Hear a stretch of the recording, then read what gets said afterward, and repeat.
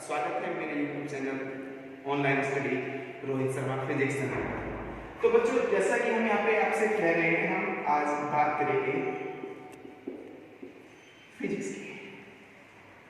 की बात करेंगे। इससे पहले मैं आपको थोड़ा सा बता दूं, एक्चुअली मैं पिछले 4-5 साल से कंटिन्यू फैकल्टी हूँ डिफेंस वगैरह में, और मेरे पास कई से डिमांड आए थे कि सर आप भी अपनी ऑनलाइन क्लासेस वीडियो डालिए ताकि हम लाभान्वित हों।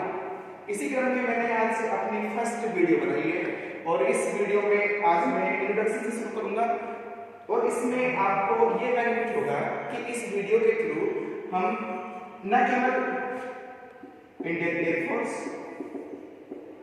नेवी, AA, इसको आप आर्टिफिशियल अप्रेंटिस भी कहते हैं, इसको आप आर्टिफिशियल अप्रेंटिस भी कहते हैं, SSR, MR, Indian army also, NDA, CDS, SSC आदि सभी एग्जाम्स में आप इसके थ्रू बेनिफिट पा सकते हैं। क्योंकि मैं यहाँ पर पढ़ाने के साथ साथ कुछ ऐसे क्वेश्चंस को भी डिस्कस करूंगा जो आपको पुराने पेपर्स में जरूर देखने को मिलेंगे। आज हम सबसे पहले बात करते हैं फिजिक्स की इंट्रोडक्शन की। फिजिक्स के इंट्रोडक्शन में हम आपको बताते हैं कि जैसा आपने पढ़ा है फिजिक्स के इंट्रोडक्शन में, सबसे पहले आपने कई डेफिनेशंस पढ़ी होंगी, कई परिभाषाएं पढ़ी होंगी फिजिक्स की। उन्हीं में से एक परिभाषा है जो आपने पढ़ा होगा, द्रव्य और ऊर्जा में होने वाला परिवर्तन क्या कहलाता है बच्चों? फिजिक्स कहलाता है। तो गाइस, एक तो डेफिनेशन आप कॉमन पढ़ते हैं, हालांकि ये परिभाषा बिल्कुल सही है, अपने 11वीं क्लास के एग्जाम के हिसाब से कह सकते हैं। आपसे कभी एग्जाम में, किसी कॉम्पिटिशन एग्जाम में ये नहीं पूछा गया है कि फिजिक्स की परिभाषा क्या होती है। अब हमसे पूछा क्या जाता है, उसकी बात करते हैं। सबसे पहले हम बात करेंगे यहाँ पे फिजिक्स की उत्पत्ति की, जनरेशन की बात करते हैं कि जनरेट कहाँ से हुआ है फिजिक्स। अगर जनरेट की बात की जाए तो मैं आपको बता दूं कि हमारे पास में दो वर्ड होते हैं जिनकी हमने अभी बात की थी, फ्यूजिस। एक्चुअली में एक ही वर्ड होता है, इसको दो तरीके से लिखा जाता है। आप इसको फ्यूजिस भी लिख सकते हैं, आप इसको फ्यूजिस भी लिख सकते हैं, दोनों एक ही बात है। इसको अगर आप वैसे लिखते हैं तो वैसे इसका लिखने का मतलब होता है फ्यूजिस। अगर हम फ्यूजिस की बात करें तो फ्यूजिस में क्या होता है, फ्यूजिस को चलो आपसे कहा जाए फ्यूजिस का फिजिक्स से क्या रिलेशन होता है, अगर कहा जाए तो हम बात करें फ्यूजिस या फ्यूजिस जो भी है, ये ग्रीक लैंग्वेज का है, ये ग्रीक भाषा का शब्द होता है। अब इसका फिजिक्स से क्या मतलब है, हिंदी में क्या अर्थ है, इसकी बात की जाए तो गाइस जो फिजिक्स होता है, फिजिक्स जो होता है, हम बात कर रहे हैं यहाँ पे फ्यूजिस की। जो फ्यूजिस होता है, फ्यूजिस का अगर आपसे कहा जाए हिंदी में अर्थ क्या होता है, तो हिंदी में इसको कहते हैं, आपने पढ़ा होगा प्रकृति, और इंग्लिश में बात की जाए तो आपने नाम सुना होगा नेचर। अब प्रकृति और नेचर का फिजिक्स से क्या लेना देना है, तो मैं आपको बता दूं कि जो प्रकृति होती है, तो नेचर जो होता है, इसका फिजिक्स से लेना देना क्या होता है कि प्रकृति और नेचर, तो कहा जाए तो प्रकृति और नेचर का फिजिक्स से क्या कनेक्शन है, क्या कैसे कह सकते हैं कि प्रकृति नेचर है फिजिक्स से। तो इसमें कहते हैं कि जो नेचर में चेंज हो रहा है, यानी कि जो प्रकृति में होने वाला परिवर्तन है, कह सकते हैं कि नेचर में जो भी चेंज है, चाहे वो मौसम को लेकर हो, चाहे वो ह्यूमिडिटी के लिए हो, चाहे टेम्परेचर से हो, कोई भी परिवर्तन हो, वो सब क्या होता है, उस सब को हम कहते हैं फिजिक्स। यानी कि प्रकृति में होने वाले परिवर्तनों का मूलभूत नियमों की सहायता से अध्ययन, यानी कि नेचर में जो भी चेंज हो रहा है, प्रकृति में जो भी परिवर्तन हो रहा है, अगर हम उसका मूलभूत नियमों की सहायता से अध्ययन करें तो वो क्या कहलाता है बच्चों? फिजिक्स कहलाता है। क्या कहलाता है? फिजिक्स कहलाता है। ये इंट्रोडक्शन की बात है फिजिक्स की।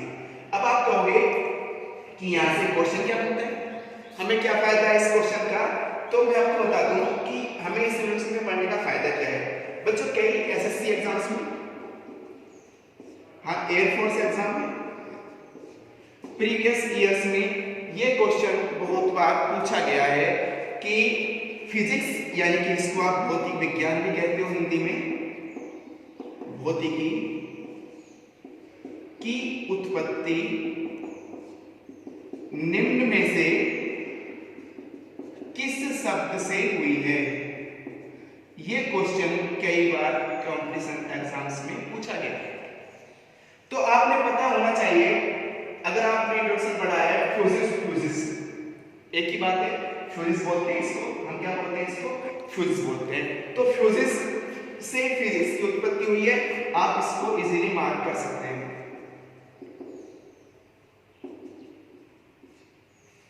ये आपका फिजिक्स का इंट्रोडक्शन है। इसी इंट्रोडक्शन में आपने फिर से मैं एक बार रिमाइंड कर दूं आपको कि आप ये डेफिनेशन पढ़ते हो, द्रव्य और ऊर्जा में होने वाला परिवर्तन, फिजिक्स का। गाइस द्रव्य और ऊर्जा में जो होने वाला परिवर्तन है, ये पूरा का पूरा जो परिवर्तन होता है ये प्रकृति में चेंज ही होता है। इस पूरे परिवर्तन को हम प्रकृति में परिवर्तन भी कह सकते हैं। इस पूरे परिवर्तन को हम प्रकृति में परिवर्तन ही कहते हैं। और जो प्रकृति में परिवर्तन हो रहा है उसका हम अध्ययन किससे कर रहे हैं, मूलभूत नियमों की सहायता से कर रहे हैं। और मूलभूत नियमों की सहायता से अध्ययन करना क्या कहलाता है, फिजिक्स कहलाता है। ये फिजिक्स की बात हुई। यहाँ से केवल एक ही क्वेश्चन बनता है, कॉम्पिटिशन एग्जाम में कई बार बन चुका है, मैं फिर से बता दूं आपको, एसएससी में, एयरफोर्स में, कि फिजिक्स की उत्पत्ति किस शब्द से हुई है। तो याद रखना क्या होता है वो वर्ड, फ्यूजिस। क्या होता है, फ्यूजिस। ठीक है, लेट मी अप। आपने इस डेफिनेशन में एक बात की कि प्रकृति में होने वाले परिवर्तनों का मूलभूत नियमों की सहायता से अध्ययन करना। अब ये मूलभूत नियम क्या है, ये क्या बताए। अगर हम मूलभूत नियम की बात करें तो मूलभूत नियम की तरफ थोड़ा बढ़ लेते हैं। आपने मूल राशियों की बात की होगी, आपने मूल राशियां पढ़ी होंगी, उन्हीं के नियम क्या होते हैं, मूलभूत नियम होते हैं। अब ये मूलभूत नियम होते क्या हैं, अगर इसकी बात की जाए तो अपने इस फर्स्ट लेक्चर में हम थोड़ा सा फिजिक्स की इंट्रोडक्शन की बात की। अब हम बात करते हैं अपने मूलभूत नियम की, क्योंकि फिजिक्स की जो डेफिनेशन थी, इस डेफिनेशन में एक कॉमन वर्ड ढूंढ के आया था जिसको हमने कहा था मूलभूत नियम। फिजिक्स की डेफिनेशन से इस वर्ड का क्या रिलेशन है, आपने कहा था ना, प्रकृति में जो भी परिवर्तन होता है, प्रकृति में होने वाले परिवर्तनों का अध्ययन मूलभूत नियम की सहायता से फिजिक्स कहलाता है। अभी आपने डिस्कस किया था इसके बारे में। अगर हम आगे बात करें, यहाँ पे मूलभूत नियम की अगर बात की जाए तो मूलभूत नियम क्या होते हैं, आपने सुना होगा बच्चों कई बार मूल राशियां,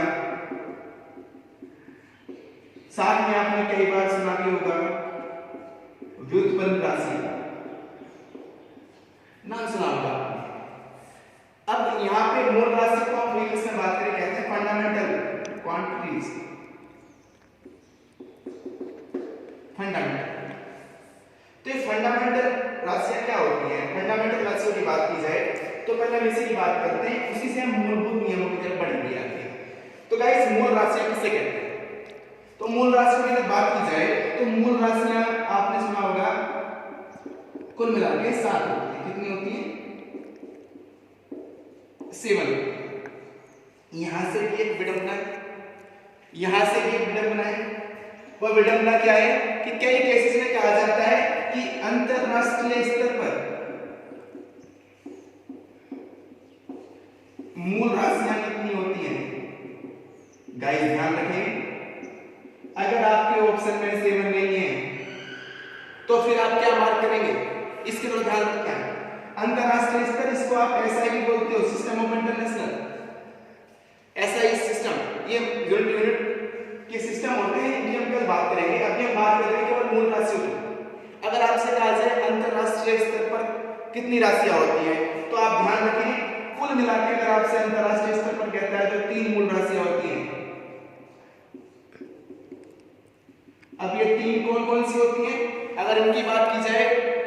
राशियों में आपने सुना होगा, जैसे सबसे पहले आपने द्रव्यमान का नाम सुना होगा, लंबाई भी सुनी होगी आपने, और आपने समय का नाम भी सुना होगा। कई बार आपसे ऐसा क्वेश्चन बन जाता है कि अंतरराष्ट्रीय स्तर पर निम्न में से कौन सी मूल राशि नहीं है, तो ध्यान रखें आपको इन तीन के अलावा जो भी मिलेगा वो क्या नहीं होगी, अंतरराष्ट्रीय स्तर पर मूल राशि नहीं मानी जाती है। मूल अंतरराष्ट्रीय स्तर जिसको आप SI सिस्टम भी कहते हो, सिस्टम ऑफ इंटरनेशनल भी कहते हो, इस सिस्टम ऑफ इंटरनेशनल पर केवल और केवल तीन मूल राशियां होती हैं। तीन कौन कौन सी होती हैं? द्रव्यमान, लंबाई, समय। अगर आप इधर बात करें, आपने कहा सिर्फ ये सात क्या होती हैं, ये SI सिस्टम से पहले वाला सिस्टम था। आपके बहुत सारे सिस्टम होते हैं, जैसे MKS भी होता है, FPS, UCGS, ये सब में क्या होता है, अगर इनमें बात की जाए तो मूल राशि कितनी होती है? There are 7 fundamental quantities, यानी कि 7 मूल राशियां होती हैं। अब ये 7 मूल राशियां कौन कौन सी होती हैं? सबसे पहले अगर बात की जाए, तीन तो ये होती है जिसको आप जानते हो, द्रव्यमान, लंबाई, समय, ताप, ज्योति तीव्रता, विद्युत धारा, और बच्चों 7 होती है आपके पदार्थ की मात्रा। कुल मिला के 7 मूल राशियां होती हैं। अगर आपसे कहा जाए कि सर ये 7 मूल राशियां होती हैं, बिल्कुल सही है। अब इनसे हम मूलभूत नियम कैसे प्राप्त करते हैं? बच्चों मूलभूत नियम के लिए आपने ध्यान रखना होगा, आप उससे पहले मेरी एक बात समझें। आपने चाहे आप किसी भी स्टैंडर्ड में फिजिक्स पढ़ते हो, आप 8, 9, 7, 6, 11, 12, BSc, MSc, I think PhD भी कह सकते हैं, जिस टॉपिक पे आप अपना रिसर्च वर्क कर रहे हैं, उसमें भी आपने देखा होगा पूरी की पूरी physics, all of physics in 7 quantity से बाहर नहीं आती, इन्हीं के ऊपर आधारित होती है, इन्हीं के ऊपर बेस्ड होती है। अगर फिजिक्स की बात की जाए तो पूरी की पूरी फिजिक्स इन्हीं 7 क्वांटिटीज पर बेस्ड होती है, ठीक है।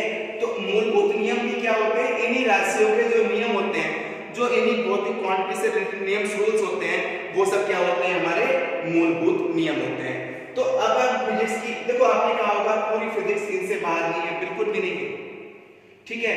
अब आप एक बात ध्यान रखना, अगर आपको याद करने का प्रॉब्लम है तो अंतरराष्ट्रीय स्तर पर मूल राशियां कितनी होती हैं, तो आप केवल MLT याद रखना। MLT कहा जाए तो mass, length and time, mass, length and time, यानी कि द्रव्यमान, लंबाई और समय। ये तीनों की तीनों क्वांटिटी किसमें होती हैं? सिस्टम ऑफ इंटरनेशनल में होती हैं, जिनको हम क्या कहते हैं? अंतरराष्ट्रीय स्तर पर कहते हैं, मूल राशियों की बात करते हैं। अब थोड़ा सा हम मूल राशियों पर थोड़ा सा ध्यान रखते हैं। इसमें एक थी द्रव्यमान, लंबाई, समय, ये तीन तो अपने सिस्टम ऑफ इंटरनेशनल में भी है।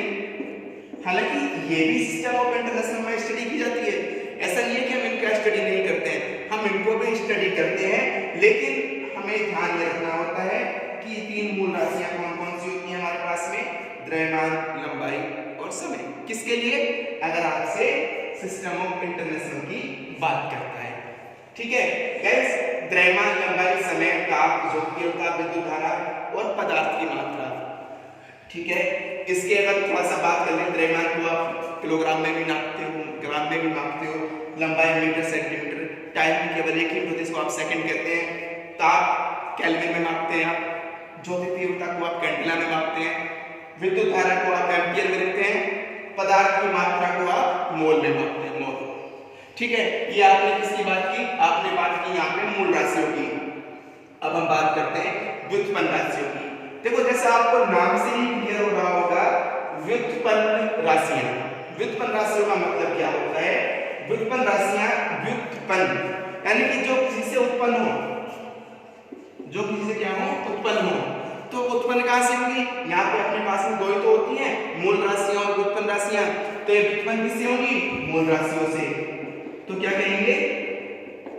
मूल राशियों से व्युत्पन्न होती हैं, ठीक है। अगर आपसे कहता है कि व्युत्पन्न राशि किसे कहेंगे, तो व्युत्पन्न राशि वे सभी राशियां होती हैं जो मूल राशियों से व्युत्पन्न होती हैं, ठीक है। अब इसमें अगर आपसे कहे इसका एग्जांपल बहुत सारे होते हैं, वेग भी होता है, संवेग भी होता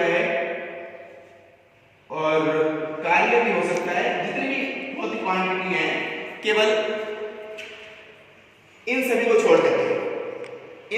छोड़ करके जितनी भी भौतिक राशियां होती हैं वो सब किसमें आती हैं? मूल राशियों में आती हैं। ठीक है, ऊर्जा भी क्या होती है? मूल राशि होती है। ये सब क्या होते हैं? ऊर्जा, जो मात्रक होता है ऊर्जा का, ऊर्जा और आदि जो भी, मतलब कहने का ये है, अगर आपसे थोड़ा सा कहता है कि निम्न में से कौन सी भौतिक राशि व्युत्पन्न राशि है, तो आप ध्यान रखें जो मूल राशियों में नहीं आता है वो किसमें आएगा? व्युत्पन्न राशियों में आएगा। चाहे आपसे किसी भी कंडीशन में बात करें, आप ध्यान रखना जो भौतिक राशि मूल राशि नहीं होगी वो कौन सी होगी? व्युत्पन्न राशि होगी। जैसे मैं एक क्वेश्चन की बात करता हूं, यहां से आपसे कह रहा है कि निम्नलिखित में से